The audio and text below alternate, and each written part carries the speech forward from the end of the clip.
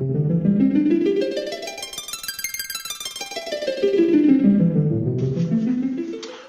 up YouTube? Griever here, and I am going to be doing a review of the Elite Spectre REV5. This is a Wal-Mart exclusive, just like the original Spectre. This is the blaster.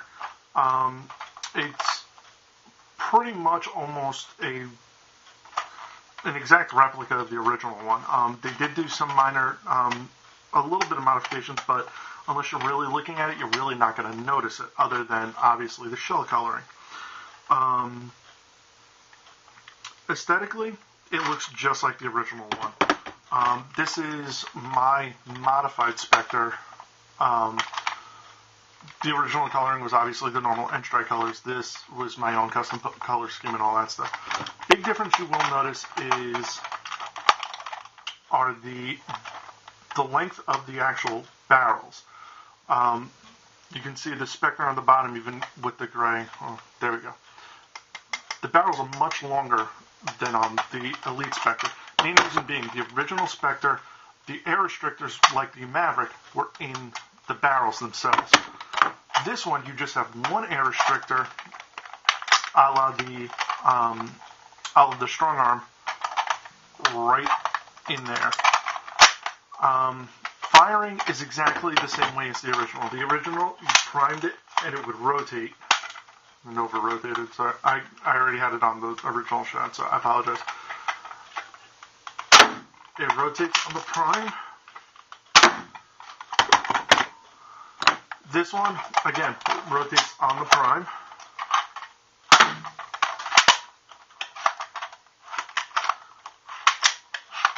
I am noticing a couple of things which I will address later. But yeah, overall, it looks just like the original Spectre. Onto the paint job, I like the blue, and the white does look good on it. However, I am disappointed in the paint, in the overall paint job itself. And here's why. One, the handle does not look complete, because they did go with the Elite lines and all that stuff. Here, you can see right here, the handle is like half painted. They just stop it right there. To me, it would have been better to just bring it to the line here, just make this whole section kind of gray. The other thing is, the only other issue I have is this spot here. The only gray it even comes close to matching is the barrels. And even at that point, I'm like, you have now two different versions of gray on here. You have the dark gray for the handle and over by the barrels, and then this weird, and even in the stock piece, and then this weird light gray for that and the barrels themselves. I don't know. This is going to get a paint job on it anyway, just because I like the Spectre enough to where I want to have a good, nice custom piece. I'm going to go into the internals now, and that's going to be next. I am going to do that down angle, however, I'm going to face the blaster towards you guys, so that hopefully that will work. Okay, so as per a suggestion from Clowny, well, mentioning that the angle wasn't really that good and everything was upside down, I'm actually going to reverse the blaster so that you can see it the right way I'm looking at upside down. So if I screw anything up, it's your fault, Clowny. Alright, so I've already unscrewed this thing for sake of time, and everything almost exploded as I pulled it out. So this is the internals of the blaster. I will probably put in a still picture, so that might be here.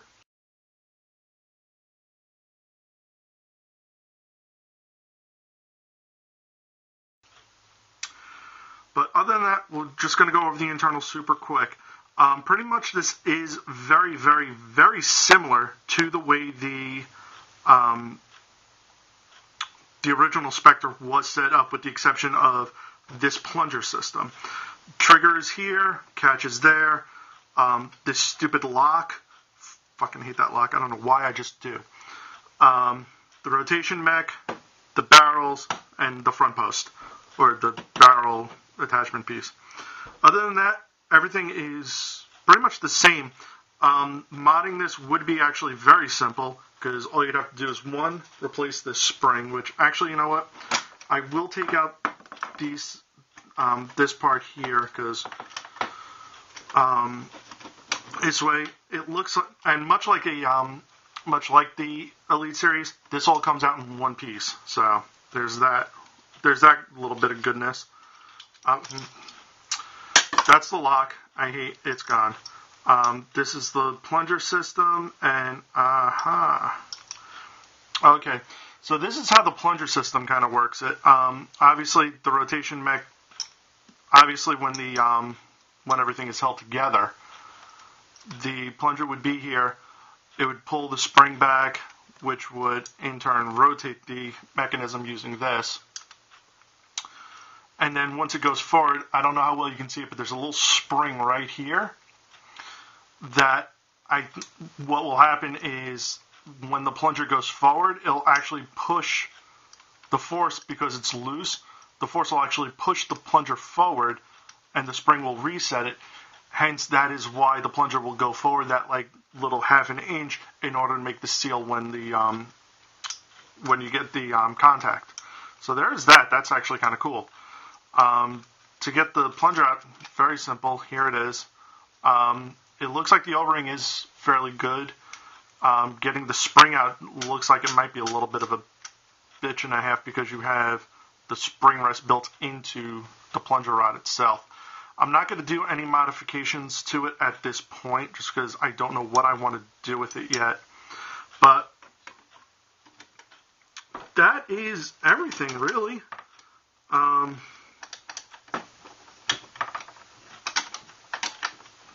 the hell is this? It looks like there's actually a second lock in here, right here.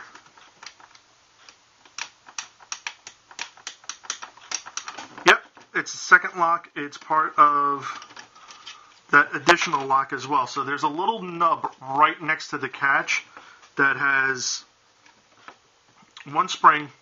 Actually, not that bad. I might keep that spring. The way this thing works is your safety bar, what will happen is it'll push this up, which allows you to pull the trigger. The whole thing is the trigger cannot be pulled when the barrels are down, because there is that little nubby thing right there, or it would be right about here, that tells you if this is open or closed. It's actually good for depriming if you want to take the barrels out, but you can deprime this thing anyway. There's no slime fire mechanism in this. So I'm just going to put this back together. And it should just, yep, it just all folds right back into place. Sort of. I'm just stupid. But yeah, it's pretty much going to fall right back into position. If not, just take the picture of it. The picture the picture was actually taken after the internals were, I had already removed the two locks, so you're not going to see those. I will make a notation if I do decide to put it up on Nerf Haven or Nerf Revolution, and a note saying where the locks were, and so if you wish to remove them. But other than that, that's the internals for this thing. Mod potential, very simple. Clip these things off if you want to take off the barrel posts. And replace the spring here. You really can't do much to reinforce the back of it, but I'm sure somebody will figure out something. You can put a spring in, you can remove an air restrictor. I think this is actually going to pretty much stay stock for me. I may do a paint job on it, but other than that, I'm not going to go crazy with it. And so we're just going to go now to my final thoughts on the blaster. So here they are. Okay, so final thoughts. I've played around with the blaster already, well before I did the video. I've had this for probably 2 weeks now. I gotta say this. I'm a little disappointed in it. I love the Spectre. Obviously you can tell because I have the original. I was very excited that they finally had an Elite version of this stateside. I know it's been out I believe it's been in Singapore for a while. But I was really hoping that it would have had more upgrades than just the direct plunger system. The catch the rotation mech is the exact same thing. It rotates on the prime, which compared to what's out now, to me is a fail.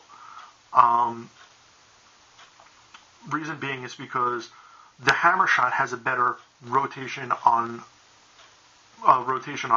priming than this does.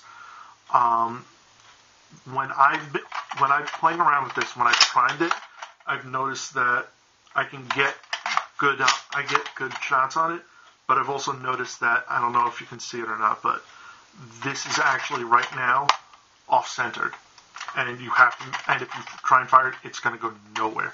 It'll either flitter out of the barrel, or it's not going to go anywhere, and just get stuck. The second is if you prime this way too fast, it doesn't even rotate.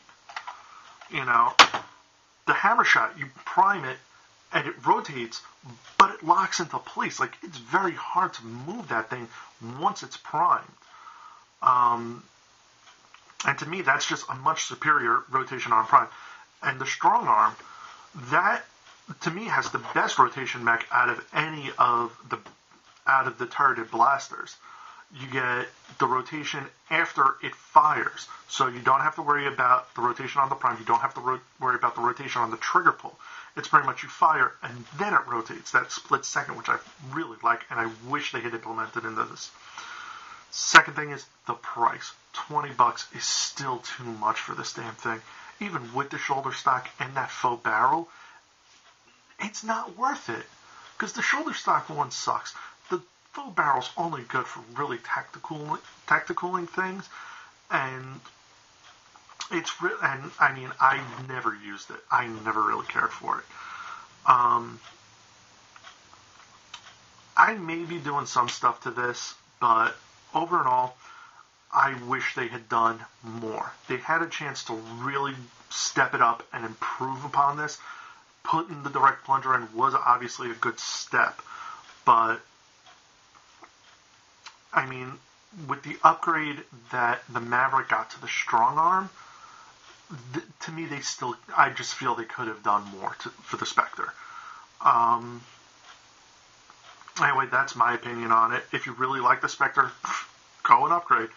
But honestly, I would not say, hey, go get this. If you're going to be looking for a good multi-shot pistol, I would suggest either the strong arm, or I would definitely pick up hammer shot. The strong arm, it's cheaper, you get that extra shot, and you're going to get the same performance out of it. The hammer shot, you get the same amount of shots out of this. The modding for that is super simple. Go watch Sykes' video for the Rebel's Sweet Revenge guide that he did, because you can pretty much copy and paste that right into the hammer shot, because the hammer shot's the boy blaster, the Sweet Revenge is the girl blaster. And it's also $15, so it's still cheaper than this thing. Yeah, I gotta say, I was wishing for more on this, but hey, I got it now. I'll do what I can with it, but that's about it. So thank you very much for watching. If you like this, please like and subscribe, and I will catch you in the next video.